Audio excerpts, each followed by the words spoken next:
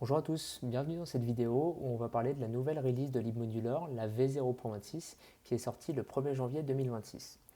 Donc face à cet alignement totalement fortuit des planètes, on va parcourir un petit peu les nouveautés et surtout voir que cette nouvelle version introduit des commandes bien plus complètes au niveau de la CLI pour créer de A à Z un projet. Et c'est exactement ce qu'on va faire dans cette vidéo. Donc ne perdons pas plus de temps, on va rentrer en vif du sujet, on va commencer par créer un projet. Donc vous pouvez voir sur la documentation tout ce qu'on va faire, tout est documenté, vous pouvez regarder et y jeter un œil. Donc on va commencer ici, ce qu'on va faire c'est qu'on va venir créer le projet et à titre d'exemple on va dire qu'on veut créer une fintech. Donc on va appeler ça My New Fintech. Donc là, ce que ça fait, c'est que ça crée les dossiers et fichiers de base pour une application libmodular et ça exécute les commandes primaires, donc l'int et test, pour être sûr que tout fonctionne correctement. Donc on va ouvrir ce qui a été généré. Hop, c'était généré ici. Et on voit que, donc ça, on s'en fiche, et on voit que là, ça nous a créé un dossier SRC avec app et product et des fichiers de configuration, donc biome par exemple pour le linting et le style, ainsi que vitest pour l'exécution des tests. Donc on va juste zoomer un petit peu pour qu'on puisse bien voir. Maintenant qu'on a notre projet qui a été généré, ce qu'on va faire, c'est qu'on va créer une app. Donc si vous vous rappelez, libmodular, il y a 4 couches. Donc c'est les apps, les use cases, les produits et les targets. Donc on va créer les 4 pour notre projet. Donc commençons directement par créer une app. Et donc on a une commande associée pour chaque couche. Et là, donc pour un projet de fintech, ce qu'on peut imaginer, c'est que on va manipuler des choses un petit peu bancaires. Donc on va créer une app qui s'appelle Banking. Voilà. Et là, on voit que, ça on s'en fiche aussi, on voit que 3 fichiers ont été générés. Donc le premier, c'est l'internationalisation. Donc ça va contenir les clés pour traduire dans les différents langages. Et le manifeste qui contient le nom de l'application, ainsi que le registre des use cases. On verra ça un petit peu plus tard. Et enfin, un barrel file qui permet d'exposer ça. Donc maintenant qu'on a notre application, ce qu'on va faire, c'est qu'on va générer un use case. Donc typiquement, pour une application de banking, ce qu'on peut faire, donc, c'est de créer un compte. Donc on va créer un use case qui correspond à ça, qui s'appelle create account. Et là on voit qu'on a 2 fichiers qui ont été créés. Donc ce que je vais faire déjà, c'est que je vais démarrer TSWatch. Comme ça, dès qu'il y a des erreurs, on s'en rend compte. Voilà, typiquement il y en a une. Donc on voit que c'est le fichier de définition du use case, ainsi que l'implémentation côté serveur de ce qui se passe quand on l'exécute. Donc on va déjà régler l'erreur, et on voit bien là qu'en fait, il faut qu'on déclare notre use case dans l'application, dans le manifeste de l'application. Donc c'est rien de très compliqué, il faut juste définir l'action. Donc ici c'est un create. L'icône c'est pas important pour l'instant, c'est seulement si vous travaillez avec de la UI et que vous voulez afficher des icônes liées au use case. Et enfin le nom qui correspond tout simplement au nom du use case. Donc une fois que ça c'est fait, on voit qu'on n'a plus d'erreur et qu'on a une app et un use case. Donc ce qu'on va faire maintenant, c'est qu'on va générer des tests automatiques pour tester cette application. Donc on exécute la commande qui va bien dans la CLI et on voit qu'on a un fichier configurateur qui a été créé, qui étant le fichier configurateur de base de libmodular, qui fait un setup déjà tout prêt pour exécuter les tests. Donc encore une fois avec Vitest. Et ben on ne va pas attendre de plus longtemps, on va exécuter ces tests et voir ce que ça donne.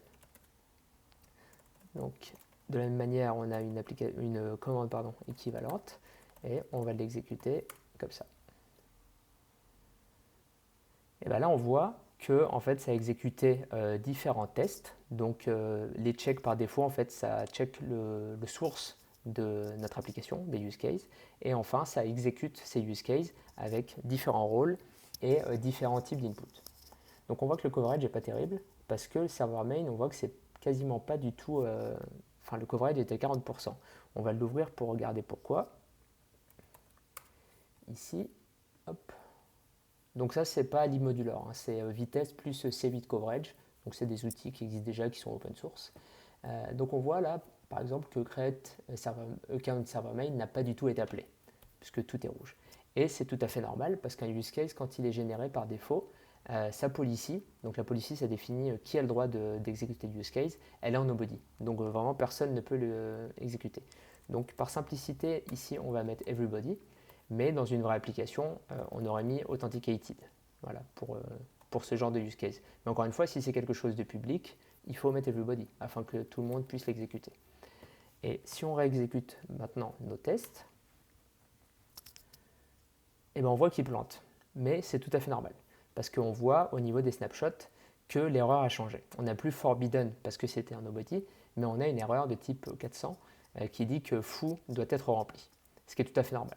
Donc tout va bien. Là, on a exécuté nos tests et on a changé la permission, la policy du use case. Donc ce qu'on va faire, c'est qu'on sait que les tests plantent pour une bonne raison.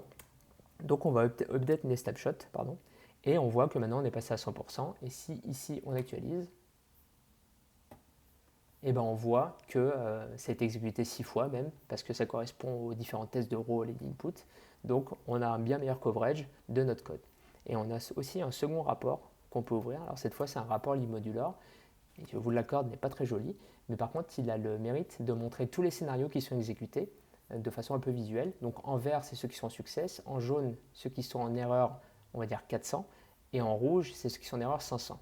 Donc dans le meilleur des mondes, il faudrait qu'il n'y ait aucun use case qui soit en rouge. Si vous en avez, c'est quelque chose qui ne va pas. Il faut toujours envoyer au moins une erreur pour l'utilisateur, et ce qui fait que le use case sera en jaune au pire. Et là, on voit par exemple sur le deuxième scénario qu'on a exécuté le use case avec les bonnes valeurs en tant qu'admin, et on voit que c'est bien passé et qu'on a eu une réponse. Par contre, le troisième, on voit qu'il est jaune parce qu'on a oublié de fournir le foo alors qu'il est obligatoire. Et on a le message du coup qui va bien. Donc voilà au niveau des tests. Donc maintenant, ce qu'on va voir, c'est au niveau du use case. Donc on voit qu'on a des to-do replace me un peu partout.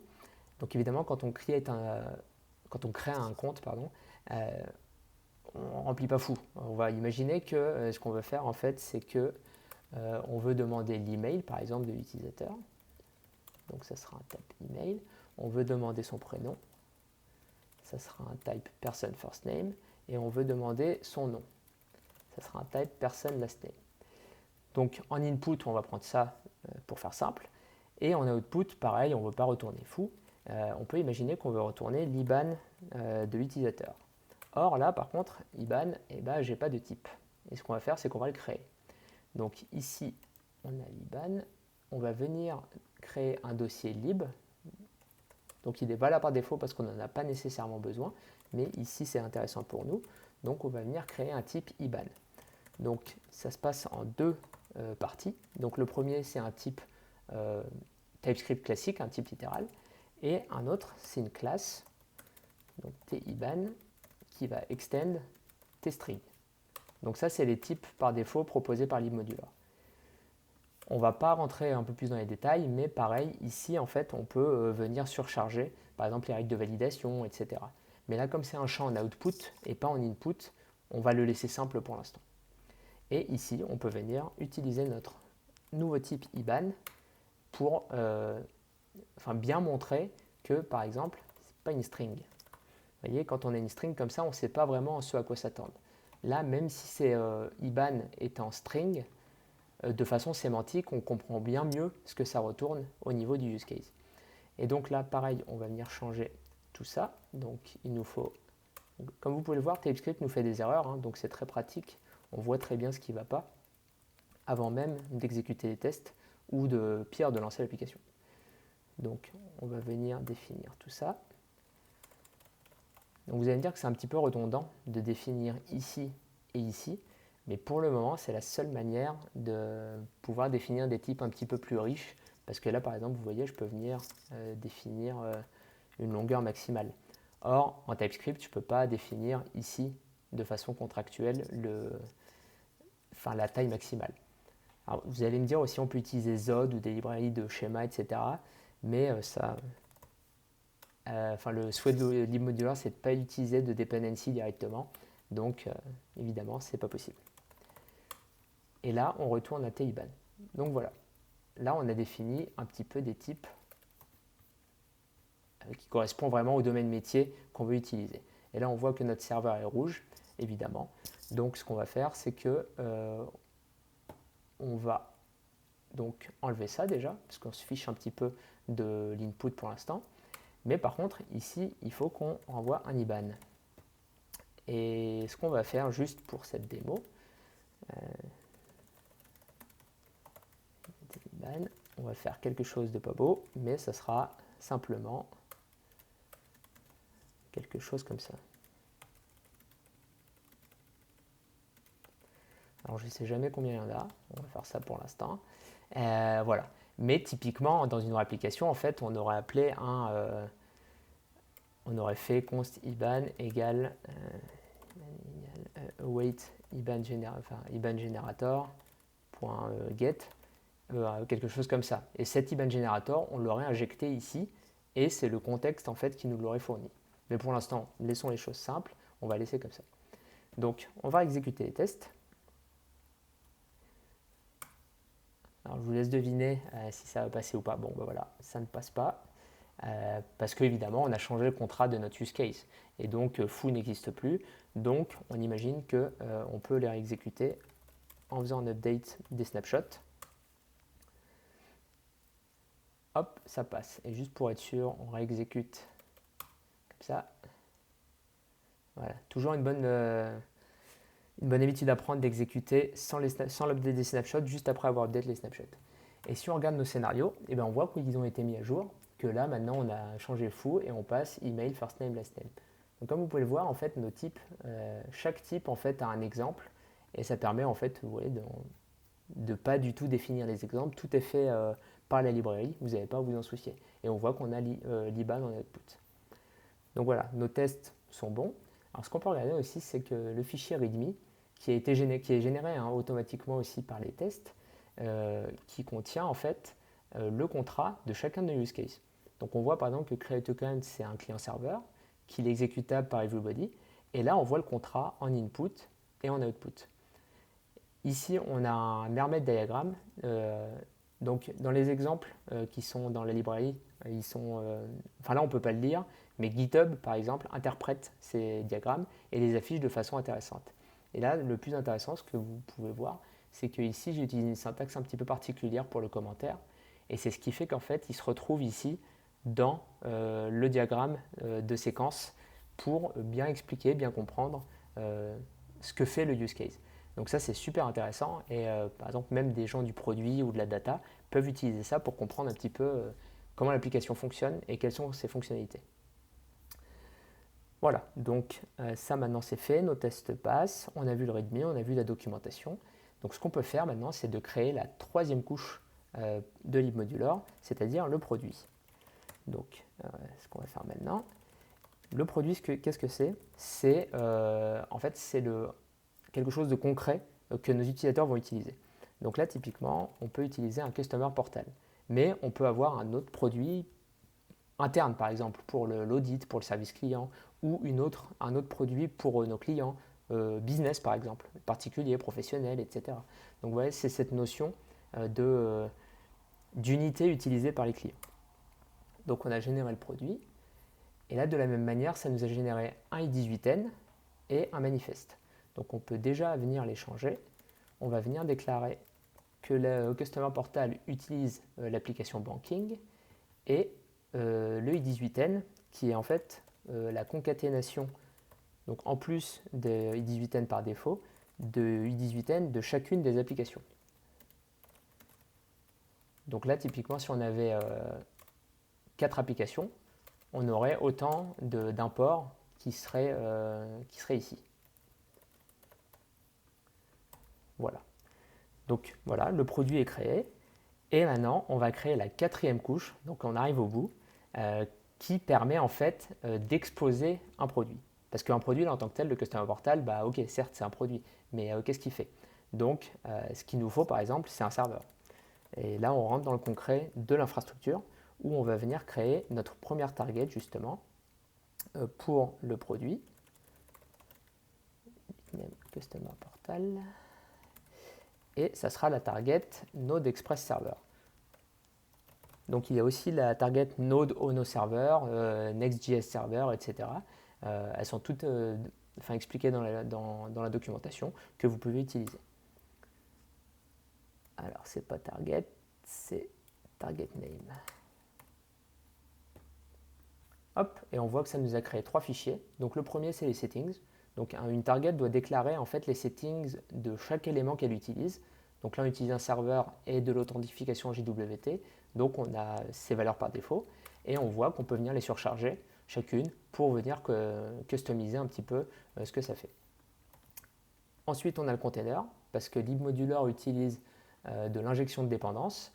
Du coup, on vient déclarer notre container d'injection de dépendance et binder tout ce qu'il faut. Donc par exemple, là vous voyez, vu que c'est Node Express Server, on vient bind tout ce qui est lié à Node. Donc par exemple, un file system manager, l'environment manager, etc.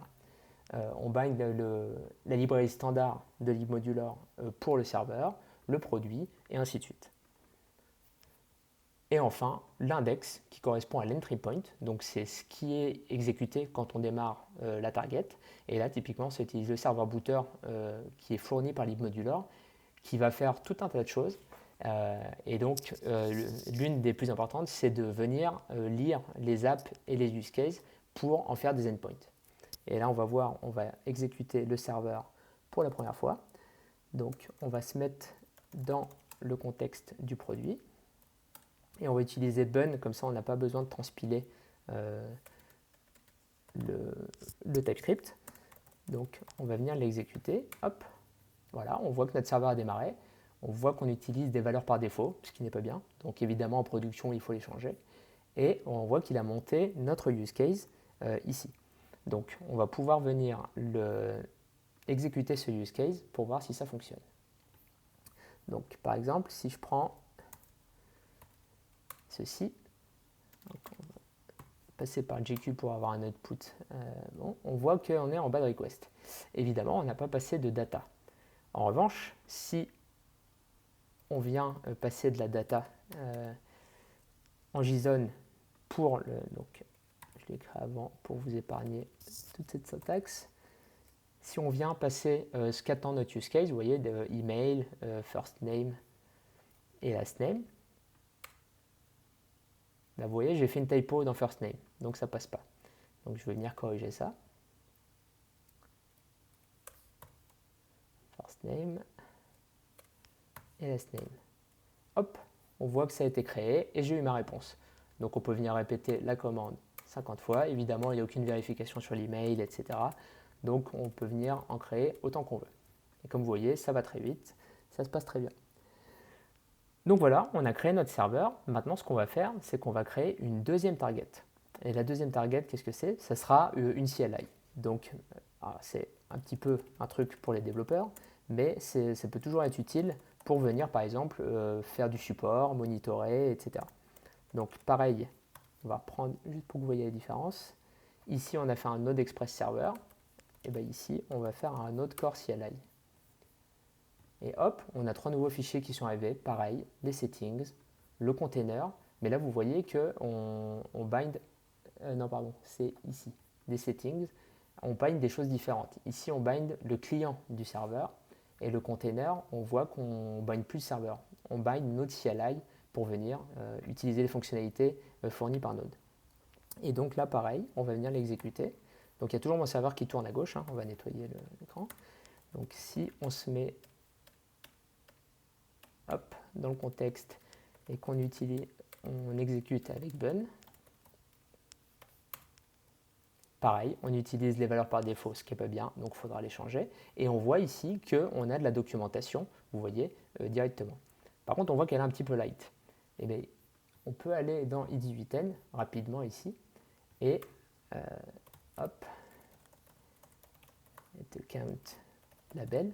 Donc là, il y a une convention à respecter pour que ça fonctionne. Donc create an account as a customer. Et hop, je suis venu mettre un petit peu d'internationalisation. Alors évidemment, ça n'a pas fonctionné.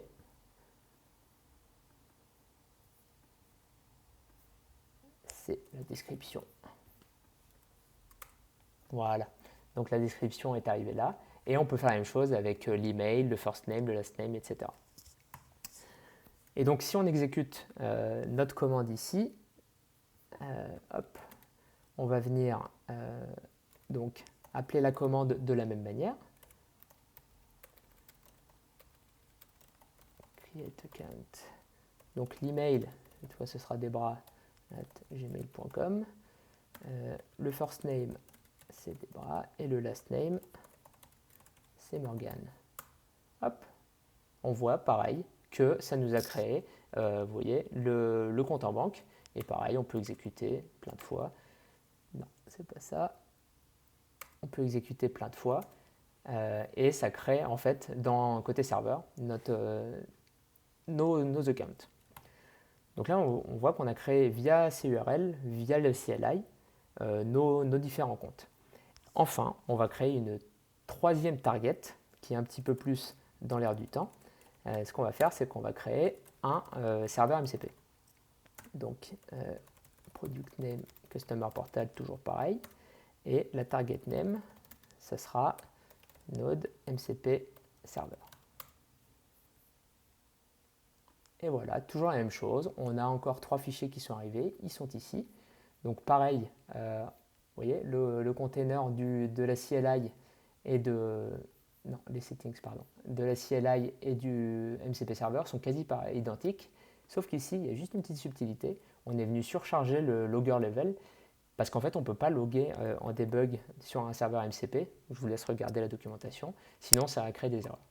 Donc, on passe en erreur. Comme ça, en fait, on ne logue rien du tout. Et pareil, le container ici, on est venu binder notre implémentation du serveur MCP local. Et ce qu'on va faire, c'est qu'on va utiliser ce serveur MCP en local dans Claude. Donc là, on a notre serveur, ça, on peut le mettre de côté. Il faut juste qu'on fasse une chose, c'est qu'on rajoute en fait, parce que ceci utilise, vous voyez, modèle contexte protocole. Et du coup, en fait, il faut qu'on rajoute le package pour pouvoir l'utiliser. Donc on va venir, alors hop, c'est pas ça, c'est ça. Donc voilà, on l'a installé, donc ça a mis à jour notre package.json, hein, il n'y a rien de spécifique à libmodular de ce côté-là, juste fermer tous les fichiers. Voilà, et maintenant ce qu'on va faire, c'est qu'on va venir modifier la configuration de Claude, qui est installée sur mon ordinateur, hein, pour venir utiliser ce serveur MCP.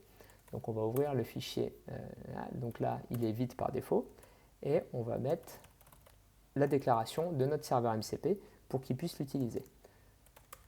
Donc là, encore une fois, il n'y a rien de spécifique à libmodular, c'est Claude qui fonctionne de cette manière. Je vous laisse regarder la documentation pour votre propre cas d'utilisation.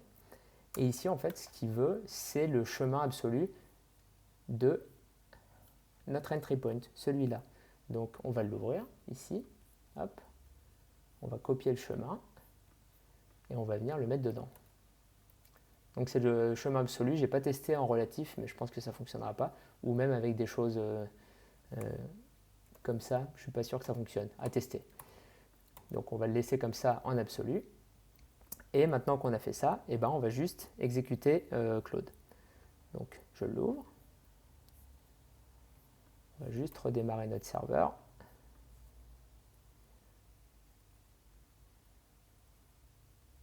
Je vais retrouver la commande. Elle est là, hop. Donc voilà, et là on a Claude qui est ici. Et ce qu'on va dire, salut, crée-moi un compte en banque. Je vous laisse bien faire attention à ce qui se passe en bas là pour voir les requêtes qu'il va exécuter. Et là, vous voyez, ce qui est intéressant, c'est qu'il me demande mon prénom, nom de famille et adresse email. Donc on va lui donner. Comment on va s'appeler? Allez, Jean Dupont, jean@yahoo.com. Donc c'est un des avantages de l'IA, il n'y a pas besoin d'être très spécifique, on lui donne la data, il la comprend. Et là, vous voyez qu'il a mappé, on voit qu'il a mappé notre requête à ce qu'attend le use case. Et du coup, on va l'exécuter. Et là, hop, on voit qu'il a renvoyé. Et voilà, ça a fonctionné. Donc de la même manière qu'on l'a créé en CURL avec la CLI, là on l'a créé avec Claude et on récupère en fait le résultat de la réponse du serveur. Donc, créons un autre. Note pour Marie Dupont. marie.dupont@gmail.com.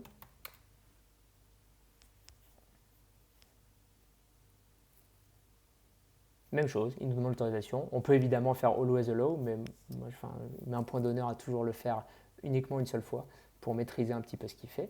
Et là, vous voyez, on voit qu'on a le payload ici qui correspond à la requête que Claude a envoyée. Voilà, c'est tout pour cette vidéo. Donc évidemment, il y a aussi d'autres targets. Là, je ne suis pas rentré dans les détails, mais il y en a qui permettent de faire du React Native, du web, etc. Je vous invite à regarder l'exemple du Playground et notamment son code qui est dans le repo GitHub. Ici, donc Products, Playground, Target. Vous voyez, c'est la même structure qu'on a créée. Et là, en fait, il y a toutes les targets qui sont exposées. Et typiquement, on a React Native Pure Expo, React Web Expo. Donc, c'est pas joli, évidemment, c'est pas le but. C'est pour montrer un petit peu ce que vous pouvez faire au niveau de toutes les targets possibles et imaginables. Il y a même Cloudflare Worker ici, qui utilise également Ono. Donc, je vous laisse regarder tout ça. Et si vous avez des questions, n'hésitez pas, je suis là pour y répondre. Voilà, merci à tous.